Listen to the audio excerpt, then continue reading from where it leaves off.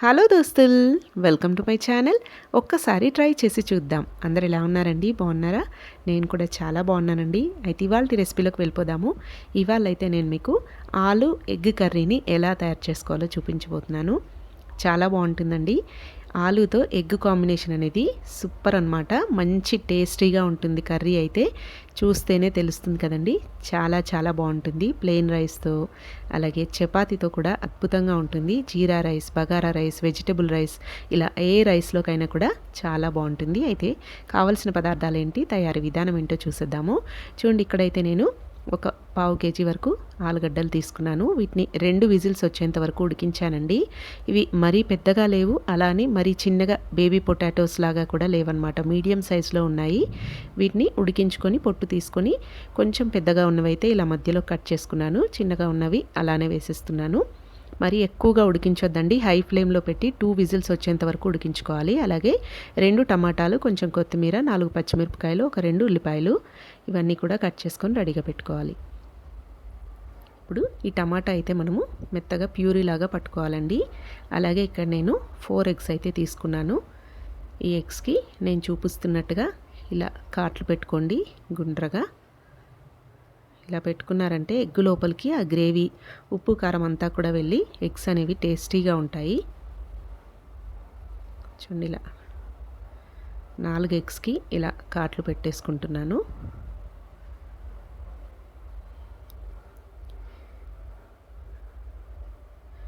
ఇప్పుడు స్టవ్ మీద ఒక కడాయి పెట్టేసుకొని అందులోకి 2 టేబుల్ స్పూన్ల వరకు ఆయిల్ని యాడ్ చేసుకోవాలి. ఆయిల్ మంచిగా హీట్ అయిన తర్వాత మనము తీసుకున్న పొటాటోస్ని అలాగే ఈ ఎగ్స్ని రెండింటిని కూడా మంచిగా ఫ్రై చేసుకోవాలండి.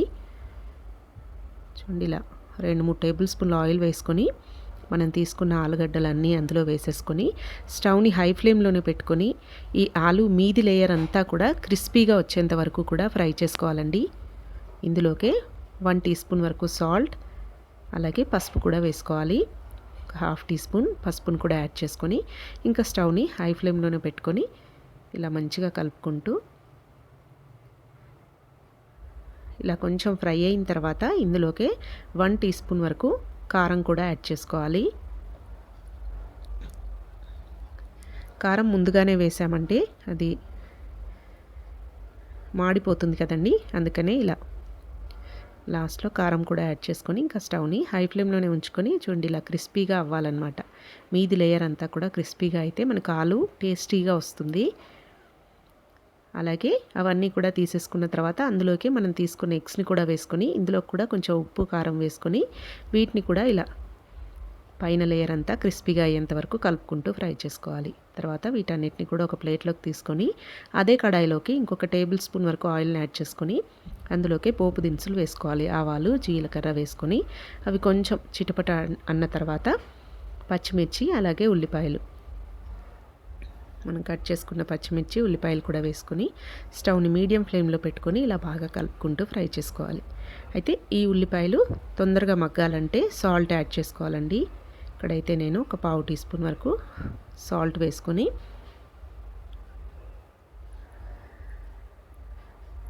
ఇలా కలుపుకుంటూ ఫ్రై చేసుకున్నారంటే ఒక 2 to 3 మినిట్స్ లోపే ఉల్లిపాయలు సాఫ్ట్గా అయిపోతాయి. ఇప్పుడు ఇందులోకి 1/2 టేబుల్ స్పూన్ వరకు అల్లం వెల్లుల్లి పేస్ట్ వేసుకోవాలి.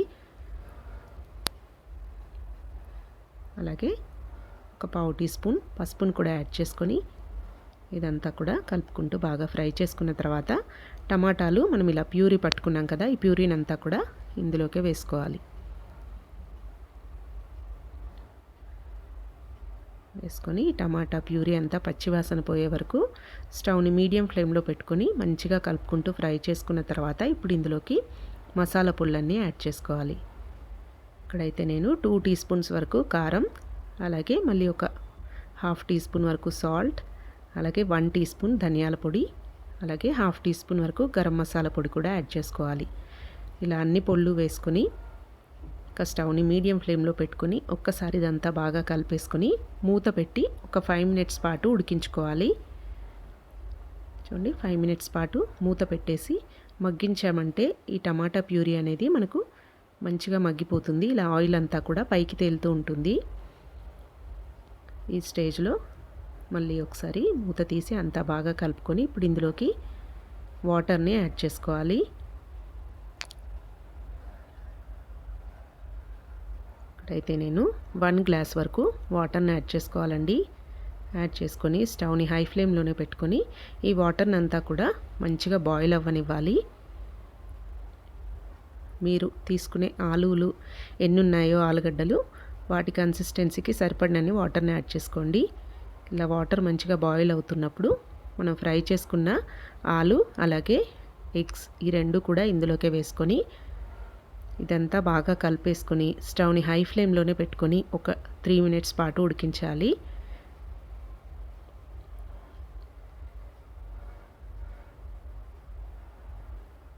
ఈ ఆలు అండ్ ఎగ్స్ ముందు మనం ఫ్రై చేసుకోవడం వల్ల కర్రీ టేస్ట్ అనేది సూపర్గా ఉంటుందండి.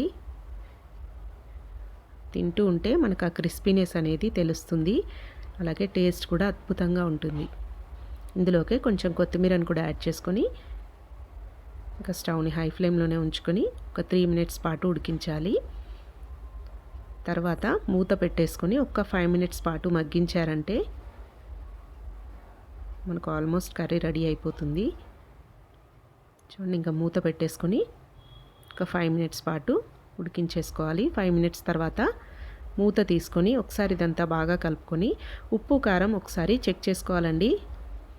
మనము ఆలు ఫ్రై చేస్తున్నప్పుడు అలాగే ఎగ్స్ ఫ్రై చేస్తున్నప్పుడు వేసాం కాబట్టి ఉప్పు కారం అనేది సరిపోయిందో లేదో ఒకసారి చెక్ చేసుకోండి. మీ టేస్ట్కి సరిపడినంత ఉన్నాయో లేదో చూసుకొని ఇంకా ఏమైనా పడతాయి అనిపిస్తే ఈ స్టేజ్లో యాడ్ చేసుకోవచ్చు. నాకైతే కొంచెం ఉప్పు తగ్గిందనిపించింది. మళ్ళీ ఒక 1/2 టీ స్పూన్ వరకు ఉప్పును యాడ్ చేసుకున్నాను.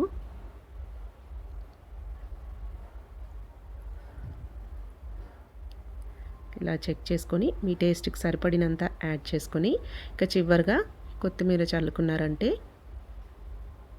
అంతే అండి, ఆలు పొటాటో కర్రీ రెడీ అయిపోతుంది. ఇలా మీరు పెద్ద ఆలులతోనైనా చేసుకోవచ్చు లేదా బేబీ పొటాటోస్ అయినా బాగుంటాయి. ఏ ఆలు అయినా కూడా మంచిగా బాయిల్ చేసుకొని, ఎక్కువ బాయిల్ చేయొద్దండి, ఒక 2 విజిల్స్ వచ్చేంత వరకు బాయిల్ చేసుకొని మంచిగా ఫ్రై చేసుకున్నారంటే ఎంతో టేస్టీగా ఉంటుందండి ఈ కర్రీ. తప్పకుండా ట్రై చేయండి, పిల్లలకు కూడా బాగా నచ్చుతుంది. మా పిల్లలకైతే చాలా ఇష్టం అండి ఈ కర్రీ. ఎగ్స్ అయితే మామూలుగా ఉడకబెడితే తినరనమాట. ఇలా చేస్తే వాళ్ళు కూడా చాలా ఇష్టంగా తింటారు. ఒకసారి మీరు ట్రై చేసి మీకు ఎలా వచ్చిందనేది నా కమెంట్స్లో తెలియజేయండి. మీకు కనుక నచ్చినట్టయితే మా ఛానల్ తప్పకుండా సబ్స్క్రైబ్ చేసుకోండి. పక్కనే ఉన్న బెల్ గంటను కూడా కొట్టండి. Thanks for watching. Please subscribe to my